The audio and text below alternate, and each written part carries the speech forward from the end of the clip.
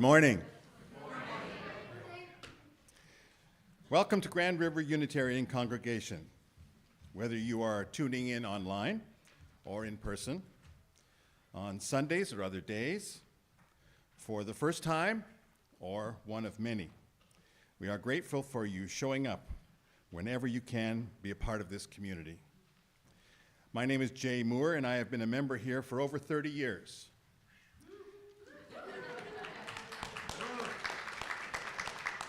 Thank you. You get credit for just hanging around.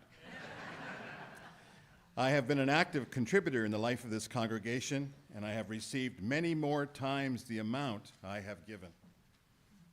This is my beloved spiritual community. Let's have some announcements. First of all, from Margaret Ainsley, our board chair.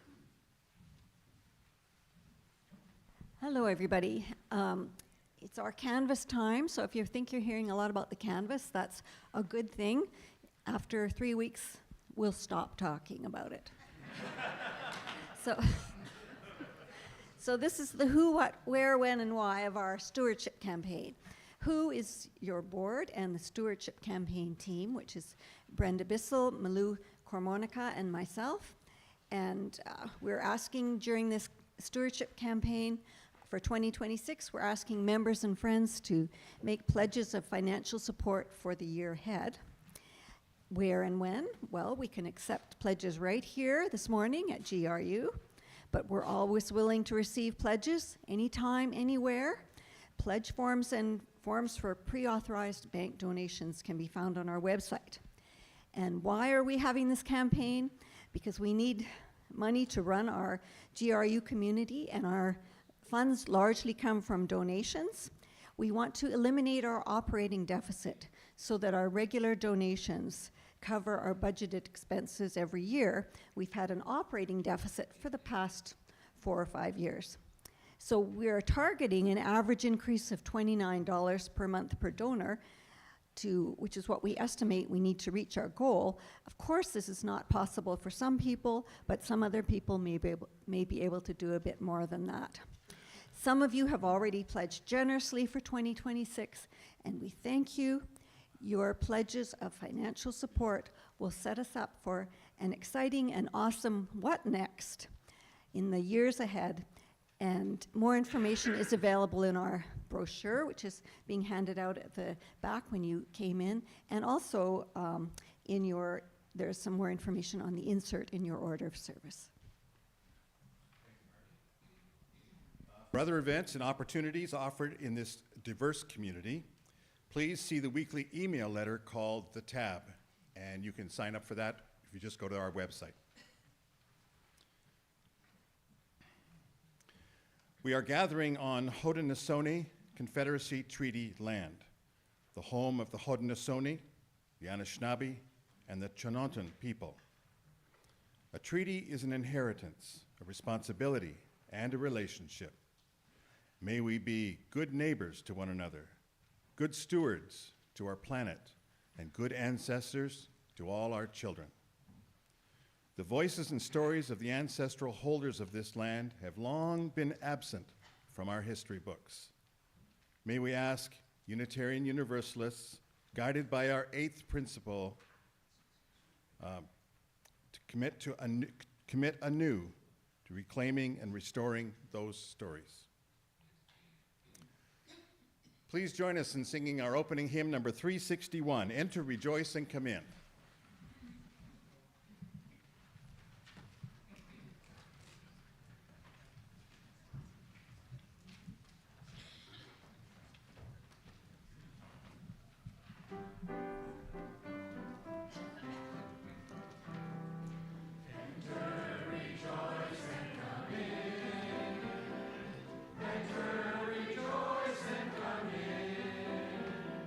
Today will be a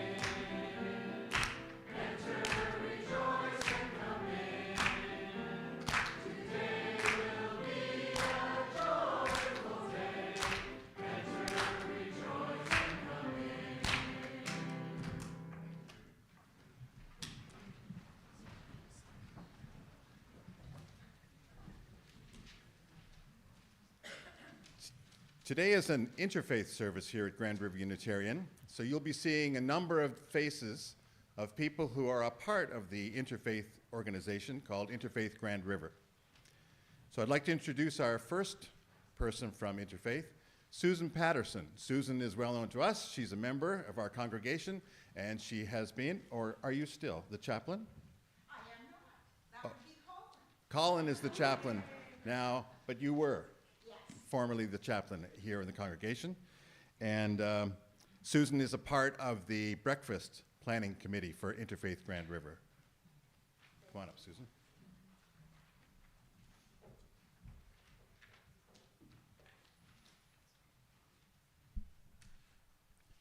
As Unitarian Universalists, we gather in covenant, not creed, as there are no set beliefs to which we might subscribe to. We can learn about UUism, and you can, in general, and this community in particular, by subscribing to our weekly email newsletter. The best way to learn, however, is to consent to be present among us. Ask questions, get connected. As we set aside our busyness of our everyday lives, we ask you to take a moment to shut off your cell phones and let us settle into the business of being here and now with each other in this sacred time together. Let us join together in saying our chalice lighting and affirmation, and it's in your order of service. Please read the words that are in italic if you're willing. Let this flame be to us a symbol of wholeness that we seek. Its brightness dispelling gloom, lighting the path of faith and hope. Its glow reminding us of the sacred bonds which link us to all people. Its radiance calling us to seek justice and equity and compassion to the world. Love is our doctrine of this church. The quest for truth is sacrament, and service is prayer. To dwell together in peace, to seek knowledge and freedom, to serve humanity in harmony with earth. Thus we do covenant together. Thank you.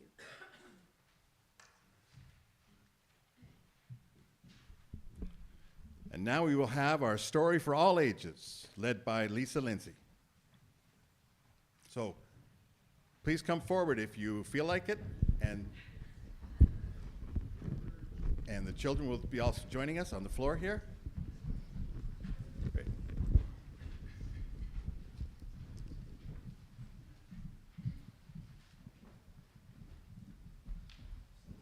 Good morning. So this morning, we're going to read a story called Imagine, about a pretty amazing pigeon. And we're going to be learning a bit about peace today. And there's probably a number of people in the congregation that might know this Imagine by John Lennon. And before I start, it's actually based on a song that he wrote. So you might even know the tune if you hear it in the background. First, I'm going to read a note before I start the story.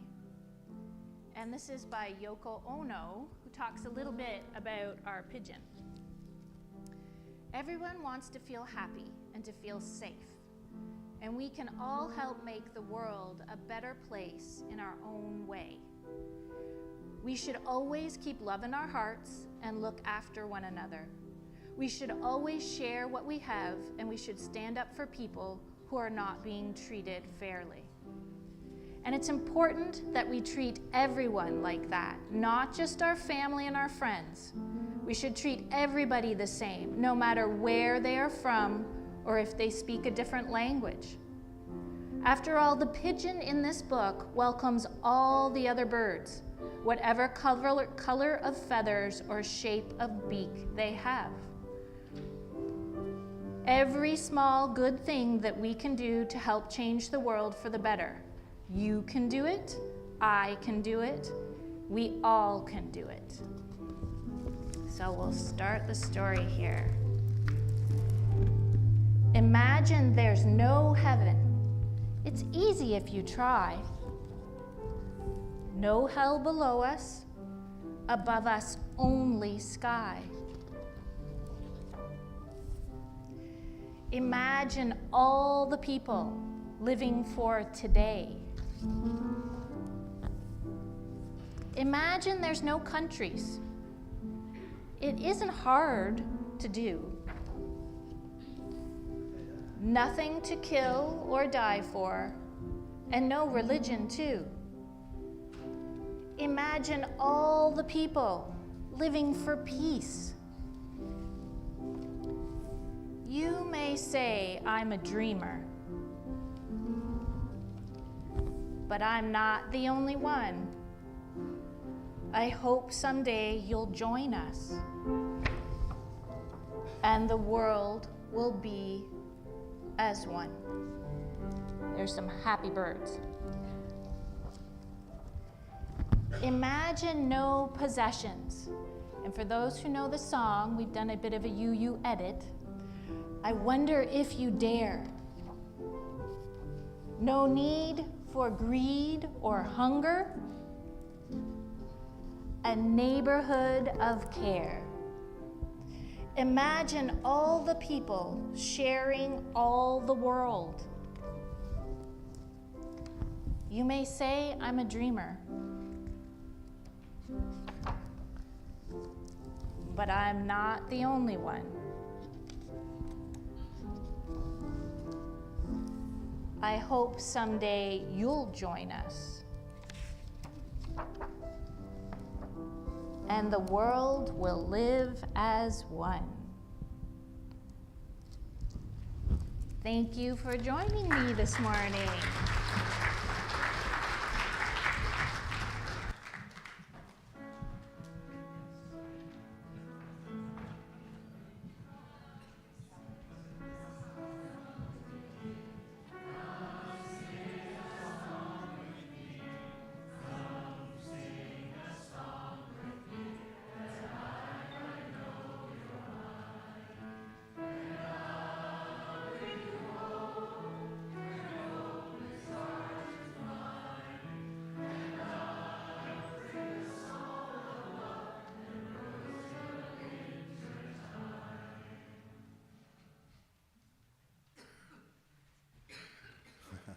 Our next speaker is on his way. This is Ben Webster. Ben is also serving as our audio technician this morning up in the balcony. So he's got to run real quick because he's going to take a few words for you now about the annual campaign.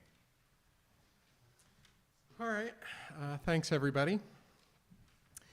I was asked to give a little pitch about why my family donates to GRU, and that's a fair question. It was a little difficult to figure out what to say because, you know, there's a certain amount of, they talked about these prearranged debit forms, and if you sign up for those, you don't have to think about why you're doing it. It just happens automatically. But, you know, it was maybe good to be forced to think a little bit about, well, why do I do this? What's in it for me? And I think when I sort of, you know, came down and tried to think about it was, I genuinely believe it's true that it makes you happier to give money away than to keep it. You know, there's all this research about that, but I think it also bears out our experience. So it's easy to think, oh, I might want that for myself in the future, but you will actually feel better if you give it away and share it with other people. There aren't really very many things you can do in life that will make you reliably happier. You know, having a bigger house or a nicer car doesn't really seem to make much of a difference after a while. But giving to other people will. That's something that will stay with you forever. There is some internal contradiction in sort of saying like, well, you should be selfless, you know, for you, to make you feel better. But, you know, let's not think too hard about that part of it. And in fact, giving to GRU is even better, because beyond that sort of good feeling of helping other people, you are also directly benefiting yourself. I mean, assuming that you find value in this community, you're making sure that it exists for you in the future and hopefully for your children and grandchildren, assuming you have any. Being here, of course, is one valuable support of that, but those of us who can afford it to help monetarily, well, somebody needs to do it, and I guess I figure it might as well be me. All right, thanks, everybody.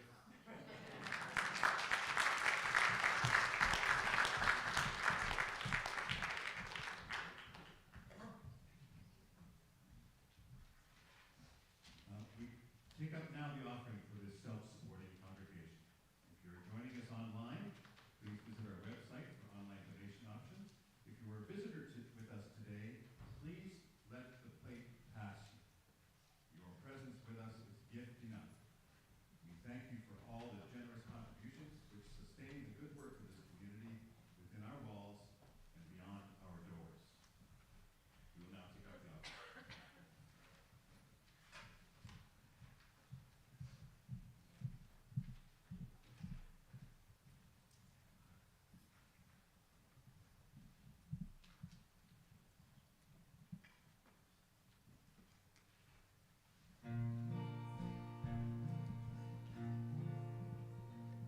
Last night I dreamed the strangest dream I've ever dreamed before. I dreamed the world had all agreed put an end to war. And when the papers, I dreamed I saw a mighty room filled with women and men, and the papers they were signing said they'd never fight again. And when the papers all were signed, 8 billion copies were made. They all joined hands and bowed their heads. Grateful prayers were prayed. And the people in the streets below were dancing round and round. And swords and guns and uniforms were scattered on the ground. Last night I dreamed the strangest dream I've ever dreamed before. I dreamed the world had all agreed put an end to war. And the people in the streets below were dancing round and round. And swords and guns and uniforms were scattered on the ground.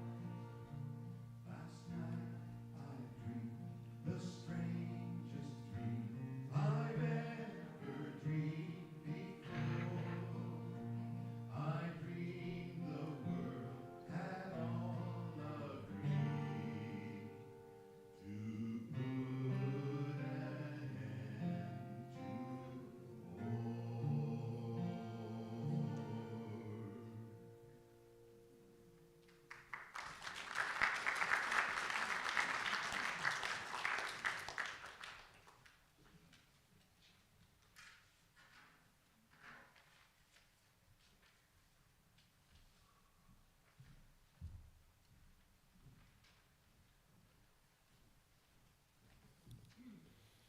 I'd like to introduce another member of the Interfaith Grand River Steering Committee.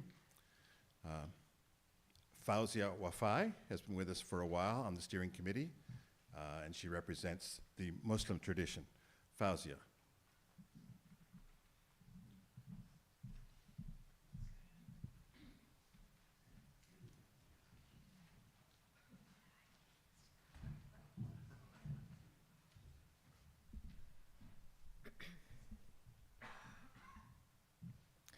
Good morning, everyone. Greetings of peace. I want to recite a few verses from Quran about the concept and the understanding of Mary, Jesus, and his teachings. This morning, my voice is not helping a lot, and it's not a good time to recite, but I hope you would bear it.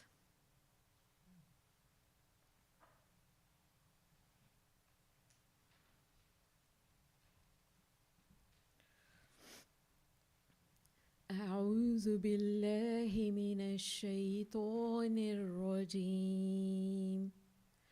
بسم الله الرحمن الرحيم. ويكلم الناس في المهد وكهلا ومن الصالحين. قالت ربي أنى يكون لي ولد ولم يمسسني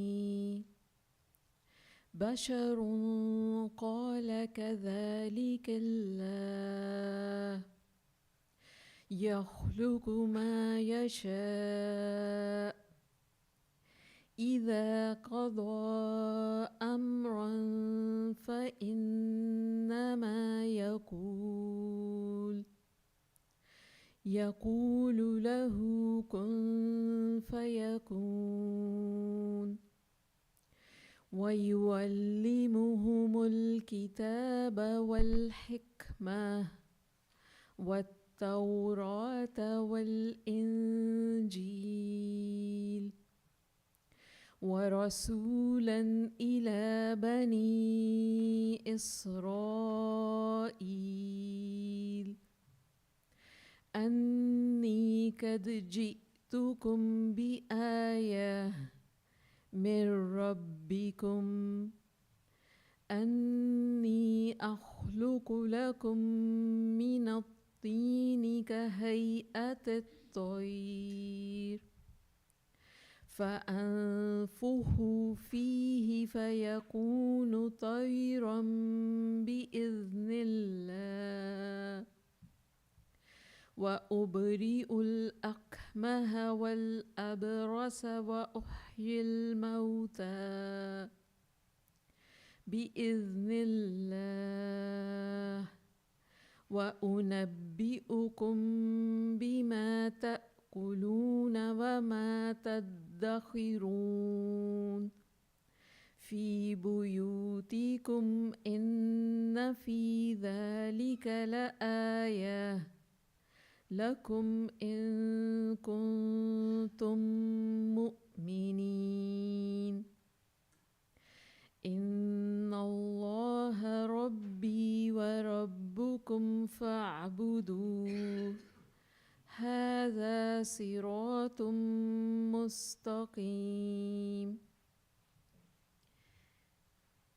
And I will translate it into English.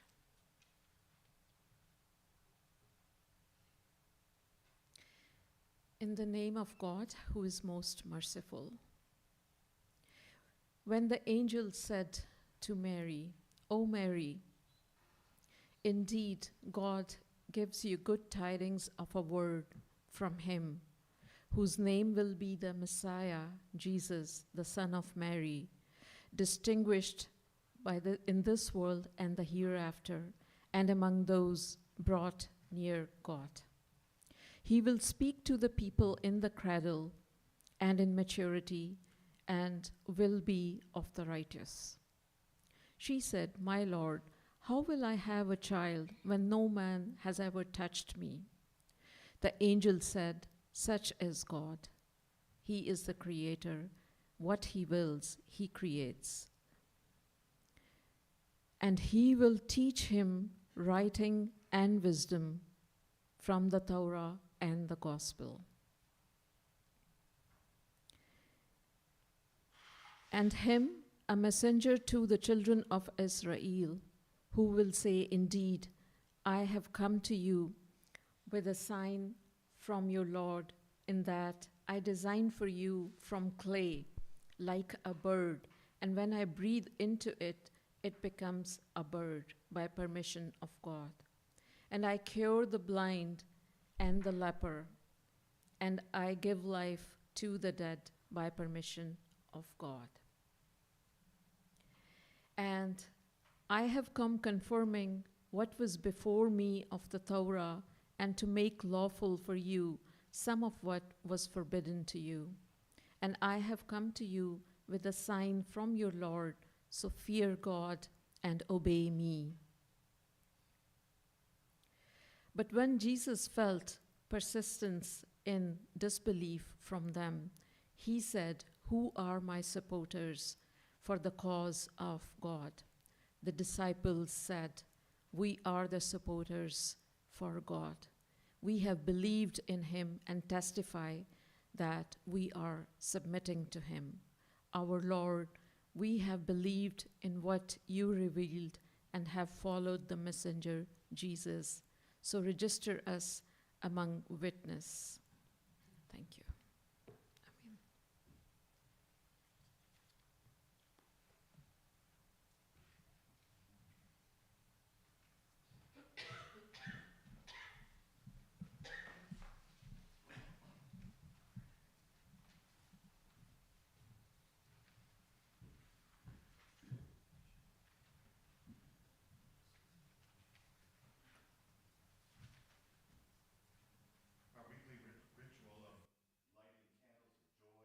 Concerns.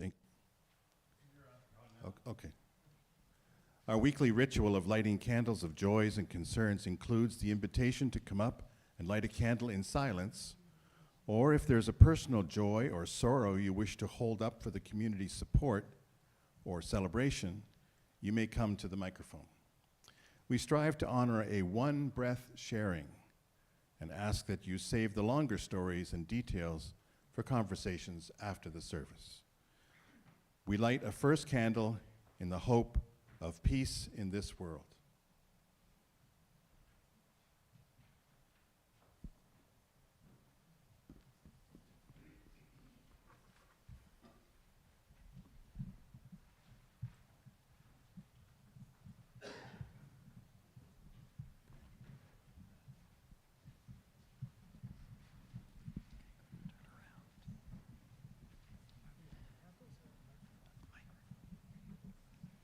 My name is Jane. I'm lighting a candle of concern for my brother-in-law, Al, who is suffering from a diagnosis of cancer.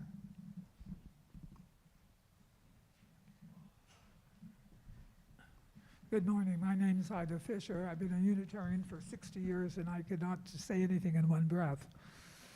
I like to light two candles today, one in memory of a very prominent Unitarian woman, Elaine Harvey. She's been a member of the Kingston Unitarian for 60 years. She passed away on April 3rd. She was a member here for a number of years ago, maybe 40 years ago, so not too many of us know or remember her, but she was a very wonderful woman, a very good friend. And you probably all worked with Elaine because she wrote all the problems in all the arithmetic and mathematics textbooks in Ontario over 3 decades. So you probably solved all the problems with Elaine. I'd like to bring to your attention that Elaine, in her lifetime, she served here in Waterloo for a number of years, but she also served at the United Nations office of the Unitarian in, Elaine served at the Unitarian Universalist United Nations office in New York many decades ago, and she is very prominent did research on the boy soldiers of the different militias around the world and how they were drafted and how they were treated around the world. Her prominence was in Rome many years ago. She presented the preamble to the International Criminal Court of her research about changing the drafting procedures of boy soldiers around the world. She was a dreamer. She made her dream come true. The drafting processes now have changed. She died on April the 3rd. She was a very wonderful friend, a member here for some time, and I'd like to light a candle in her memory, Elaine Harvey. My second candle is for my celebration of my cancer treatment. I've been going for 38 months to Princess Margaret Cancer Centre in Toronto every Monday, Tuesday, Wednesday for cancer treatment.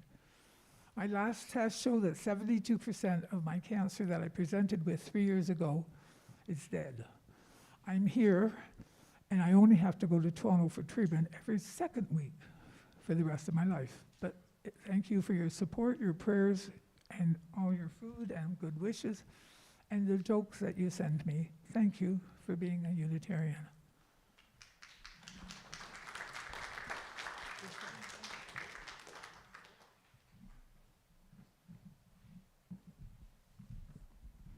Hi, my name's Denise. As many of you know, I grew up Jewish and my husband grew up Christian, and we started coming to GRU just after we got engaged over 20 years ago and raised our 3 kids here. Sorry, it's emotional, but we're now, I guess, an interfaith family, and I feel because Ian's gone back to his Christian roots and the kids have gone with him. I'm happy that they found something inspiring, but finding it challenging to be here on my own.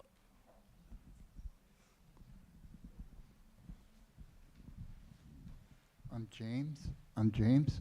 I submitted one of my plays to KW Little Theater's New Works Initiative, and this week I found out they accepted it for production. And I just wanted to say one of the reviews was the dialogue sparkles. So I was very happy about that.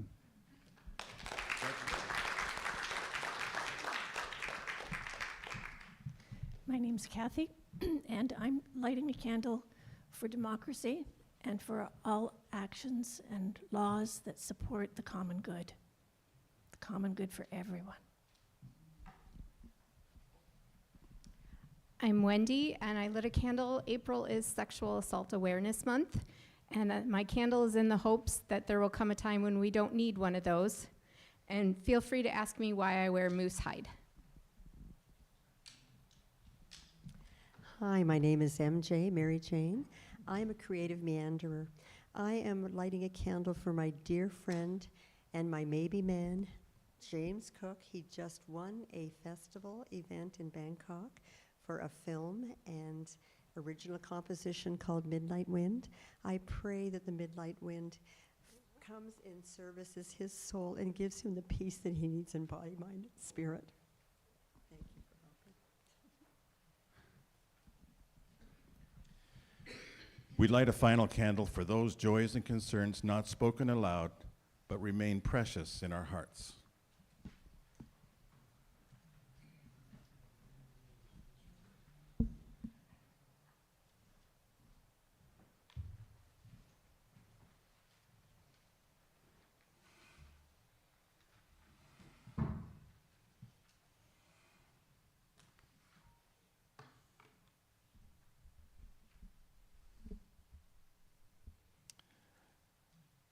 We will now hear some words of meditation from another member of Interfaith Grand River, the steering committee, Norm Finkelberg. Norm is from the Temple Shalom here, Jewish Temple Shalom. Norm Finkelberg.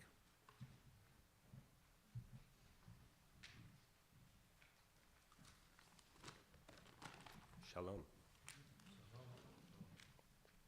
It's always a pleasure to share your services and to see how you support each other. It's inspiring. I'd like to share a reading with you called A Vessel of Love and Light by Rich Orloff. And it concerns some of the obstacles to being our sweetest selves. I'm a vessel of love and light, except when I haven't slept well. And then I'm just cranky. I'm a vessel of love and light, except when I've been fasting for over half an hour. I'm a vessel of love and light, except when people interrupt me. And then I think, I am a vessel of love and light, so shut up.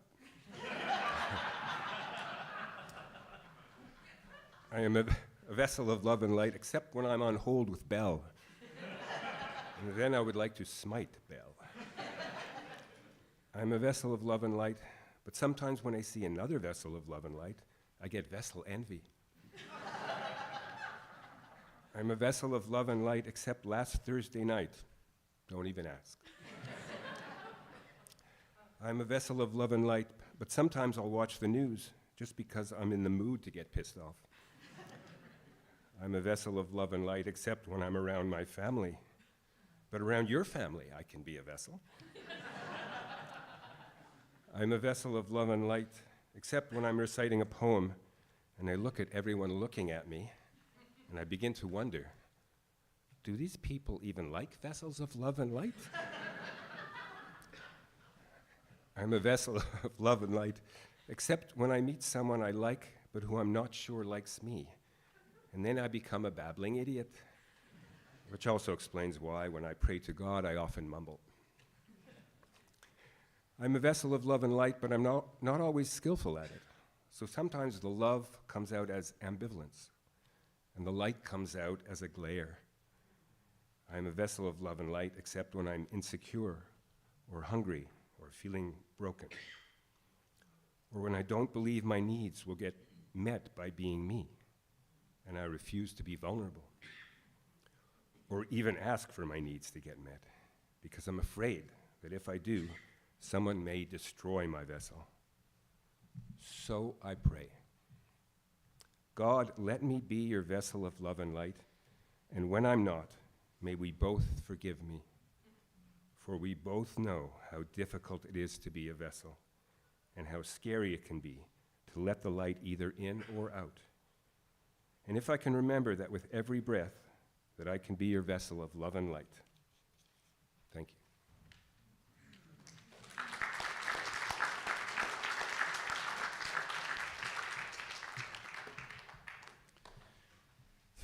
Thanks, Norm.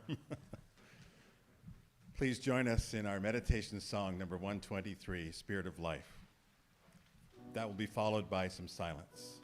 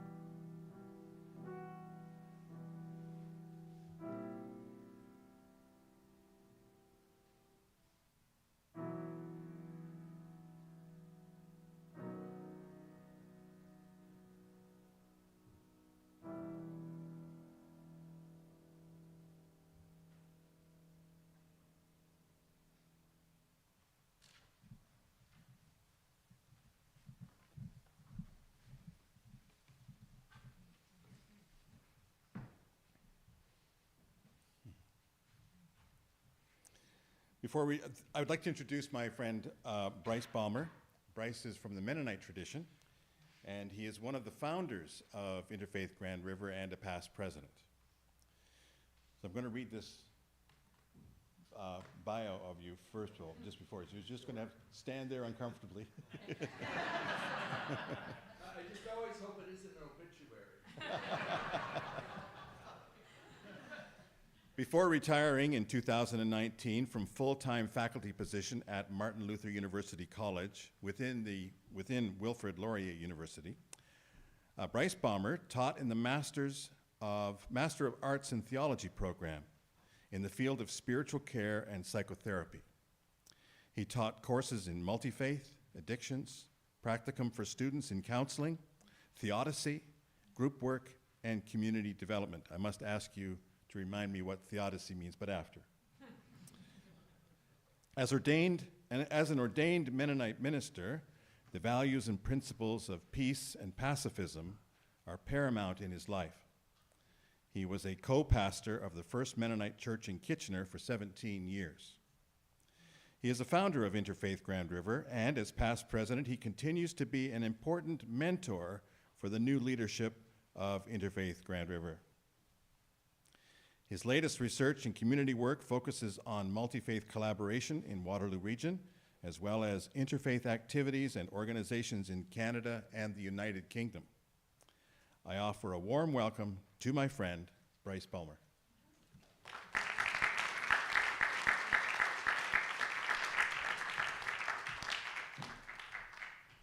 It's good to be here.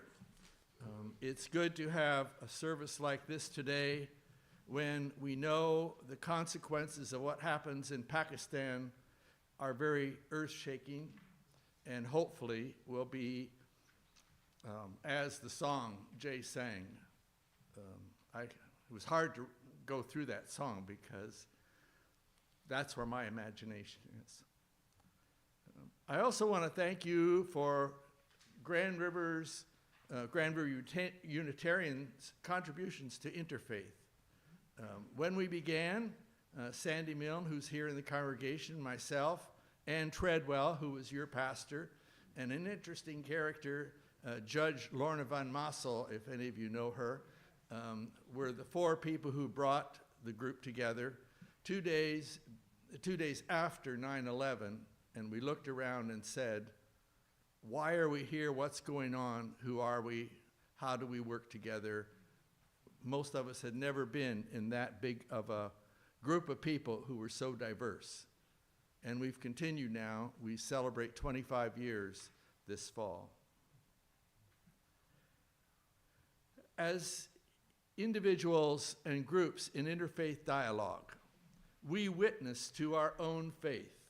We're not asking people to absorb a different faith. We want them to witness to their own faith. And we respect others and work together on those projects which we can agree upon, which bring for peace and justice and kindness in our world. Being a witness for truth and nonviolence has been an important aspect of my life and faith, and of my Mennonite community and others in this region.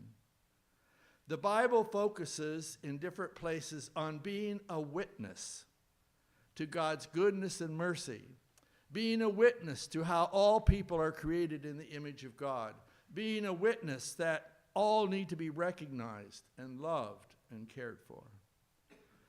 I was looking at a passage in Isaiah where God needed witnesses because they had populism or chaos in that time in Israel and also in Babylon, because people were disagreeing and many people had forgotten that there was a reason for being. There was a reason for the covenant. Other people were walking away from this covenant. They forgot the 10 Commandments. They forgot Exodus. They forgot all the things that had happened that were that made their lives helpful and appropriate. And so God asked for a witness. Will you be my witness?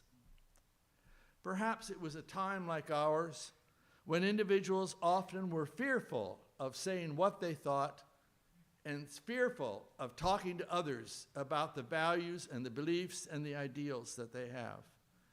They could not be a witness in the midst of turmoil and chaos. But we need to be witnesses, and we need to be respectful, but we need to declare ourselves. Today, this is my story that I tell you. As I and many of the people, in fact, there were a number of people from Waterloo region who participated in the Muslim Mennonite dialogue.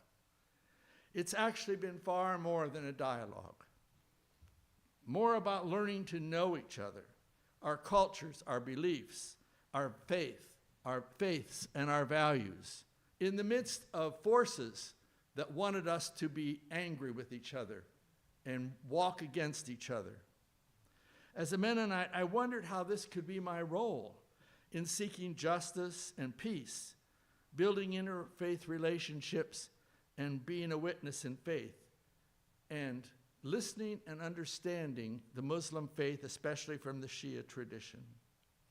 In our Mennonite tradition, we need to stay strong in non-resistance or pacifism or non-violence in times of tension and violence. In going to jail during World War I, many from this community made their statement against war.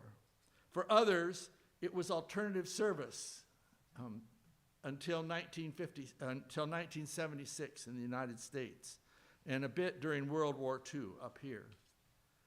Many of us have served in different places around the world with Mennonite Central Committee and other groups to assist in urban relief, development, justice, peace. Many of you know those stories. And many of us worked hard to learn to know people who were unacceptable to others. We knew that all people were made in the image of God, and we had to live out that vision of being friends of all. Mennonite Central Committee responded to 2 earthquakes in Iran, northern Iran in the 1980s, which was after the Ayatollah Khomeini came to power. The Iranian government asked Mennonite Central Committee leadership if there could be more interaction and theological dialogue. Iran's culture and government was deeply connected to the Shia religious establishment. The culture and government followed the Islamic schedule and beliefs. There's questions about how much the Revolutionary Guard has continued to follow those beliefs, but among the people and among the Ayatollahs, it was very, very important to follow in the way of the Quran. Shia Muslims, Shia is a very academic-oriented group of people in Islam.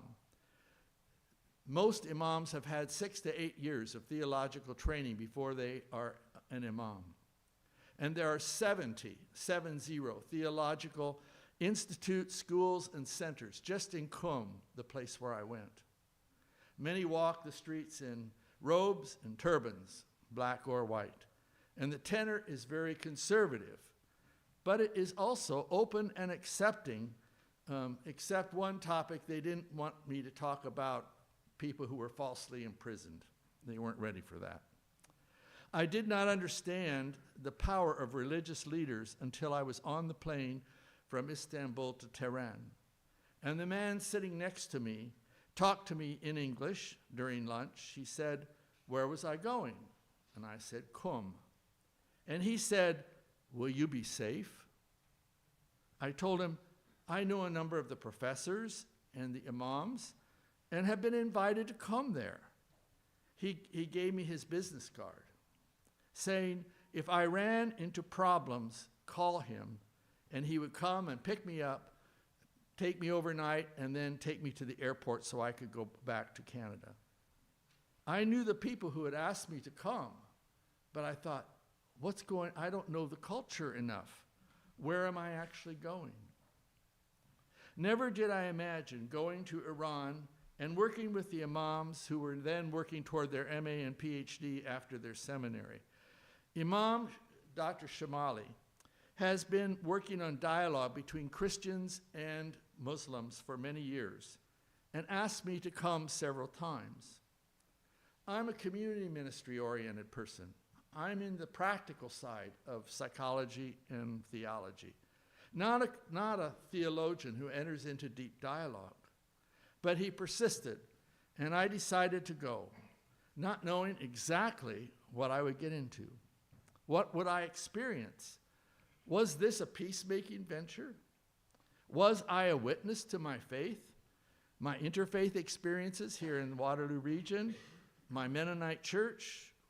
What was the impact of all this, and why was I going? It was good for me to see friends from the Mennonite Muslim dialogue in Qum and to settle into an apartment. Then I was picked up and taken to the center and met my class. We learned to know each other rather gradually, and I worked hard to pronounce their family names because in Iran, so many people have the name of Ali, Muhammad, Hussein, and Mustafa that they use last names instead of first names. So last names are their identity. We began working on interfaith dialogue issues, very new to many of them since they had never had a significant conversation with a Christian, nor a Hindu, nor a Buddhist, nor a Sikh, nor a Unitarian, nor a neo-pagan. And so we were on different territory with them. We talked about toleration, understanding, respect, collaboration, and caring for one another in a way that we were loving of each other and of the community. We laid the groundwork for further conversations. When I explained the religious diversity in Waterloo region, they said, "Oh, that'll never happen in Qum. We'll never be that diverse. We are who we are." Then I talked to a staff member who was also an imam in working in administration. He said, "Bryce, there are 22 different ethnic groups that live in Qum, and they're not all Muslim, mostly Muslim." So I thought, okay, the diversity is here, but it can't be seen. We talked about accepting and respecting others. And my sponsors, knowing that I was a Christian, made sure that I got to an Armenian Orthodox church, which was as new as the Muslims in many, many ways. They asked if I wanted to take part in communion. I heard, "No, Orthodox, you don't take part in communion unless you're part of the community." But they offered it, but I thought, I better be safe. As we talked, I learned about the Iraq-Iran war, where many had participated as soldiers. Some men got into the military early because they were so bound and determined to fight for their country and to defend Iran. They were proud of being Iranian and Persian. As I walked around Qum, I saw many graves of young men who were now in special graves, and they were martyrs. They had died in the war and were seen as very, very significant people. Then I thought of my next topic.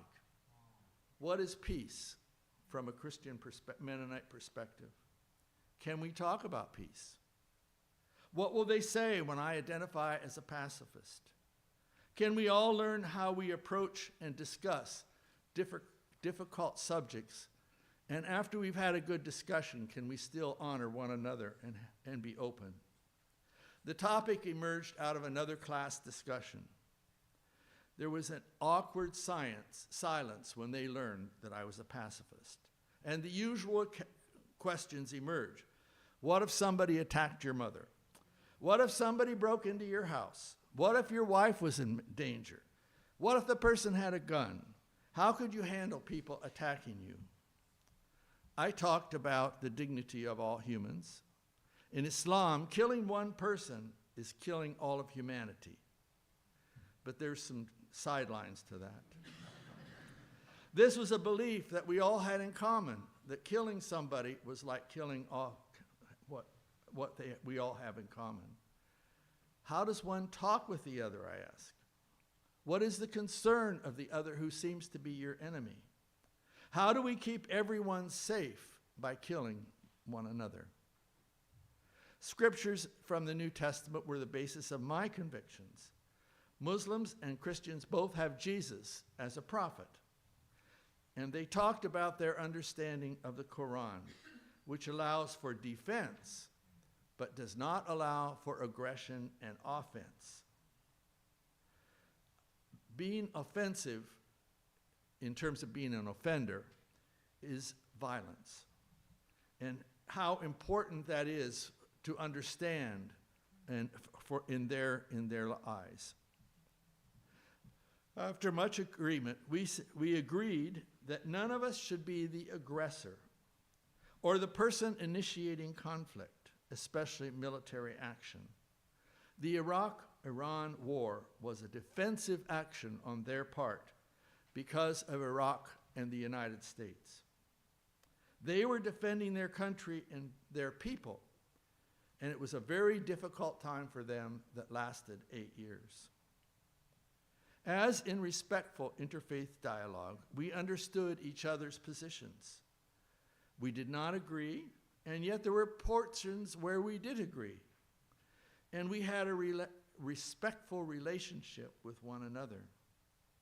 Further conversation was then more open as we explored other topics where Muslims have different perspectives than Christians, and we could state our positions without expecting others to agree or to be converted.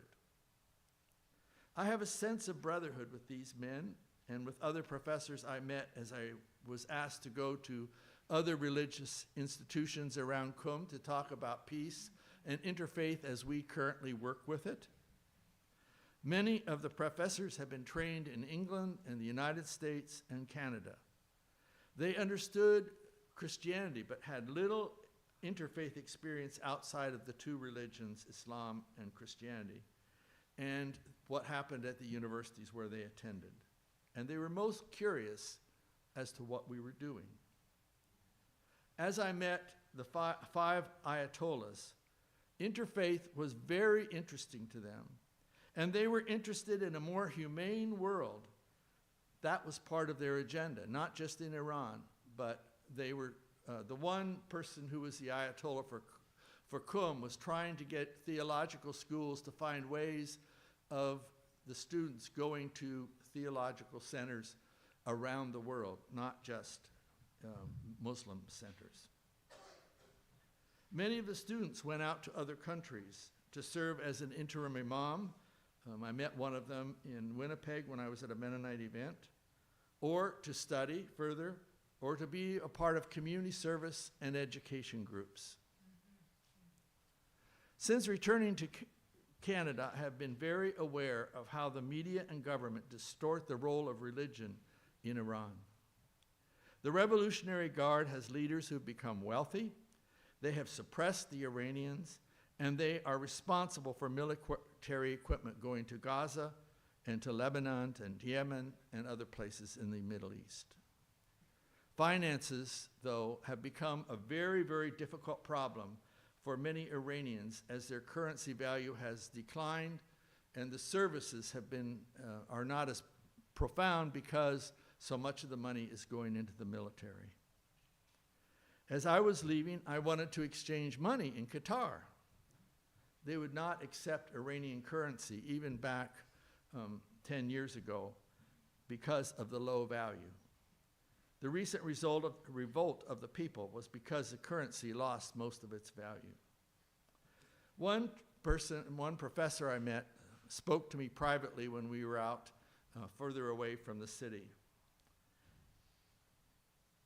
It was a place where nobody could hear what we were saying. This, Bryce, is not what we expected. We trusted Ayatollah Khomeini to bring a better government for all people. And in some ways, it has happened. There are universities and colleges and schools, and there's a very prosperous look to Iran.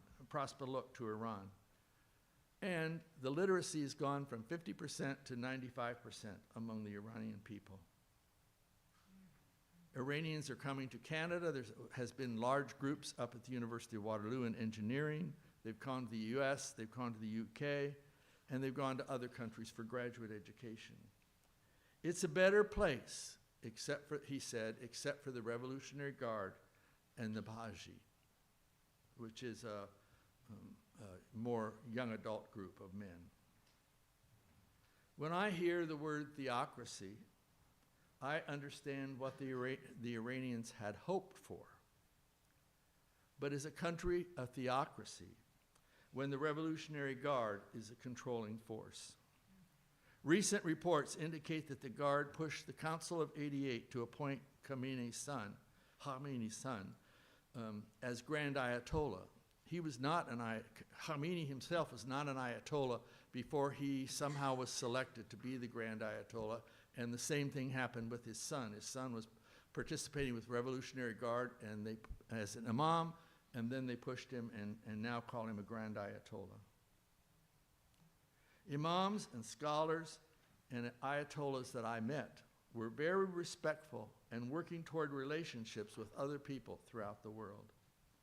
Collaboration and peacemaking. I want to witness to you that Iranians struggle with the Revolutionary Guard, but they also struggle so much with the Western powers because of all the money that's been extracted from the West that should have gone to their own services and their own country, but went to the United States and the UK and France. And so they get taught in quandary. Do we want a change? Yes. Do we want to cooperate with the United States? No. What do we do? What do you do when the people around you are poor because of what the government has done?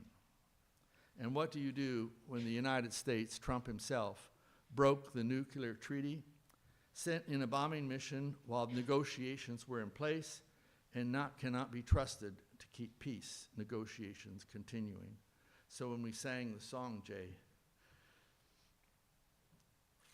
I thought, could the peace take place? I have been a witness to you as I struggled with the media releases and the political actions that have taken place with Iran. I'm thankful that Canada has not joined the US in this war. I'm thankful that 40 other countries are working together to negotiate an opening of the Strait of Hormuz through peaceful and diplomatic means. My faith and my community, along with the friends from Islam in Iran, led me to be a part of the Mennonite Muslim journey.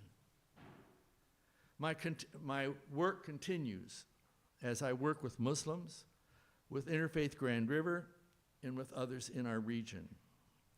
Hopefully, our witness will join with the anti-hate campaign, where the saying is, we all belong here. We can create a safe community for all. We can work to create a safe world by meeting and understanding and respecting and having compassion for all people. It's possible and it is good. And we can let our witness be known that we want to know about the people. We want to know more of the environment. And perhaps we can make diplomatic relationships with people like those in Iran, rather than immediately castigating them and pushing them into a war with the US and others. It is possible we can have a better world, and I hope it's so.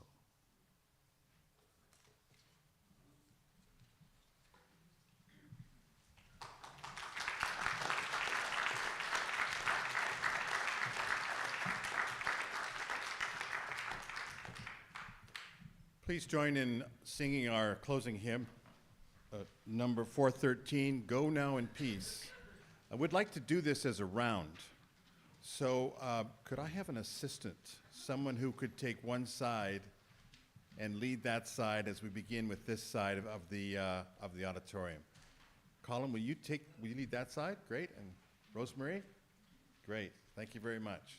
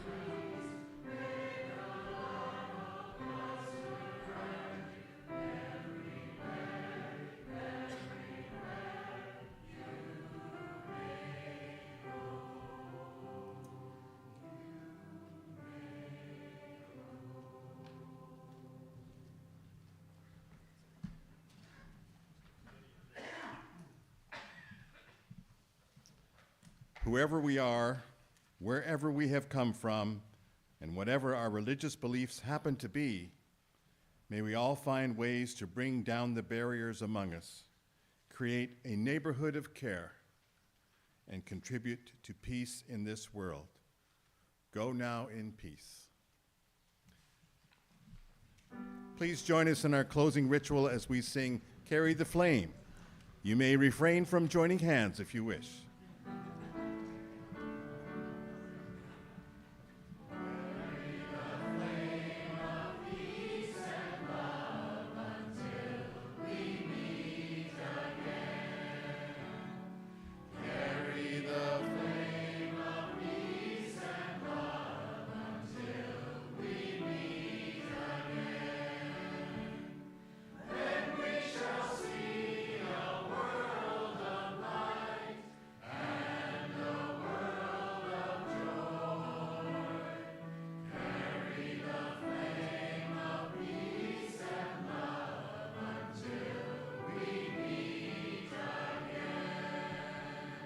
Let the people say,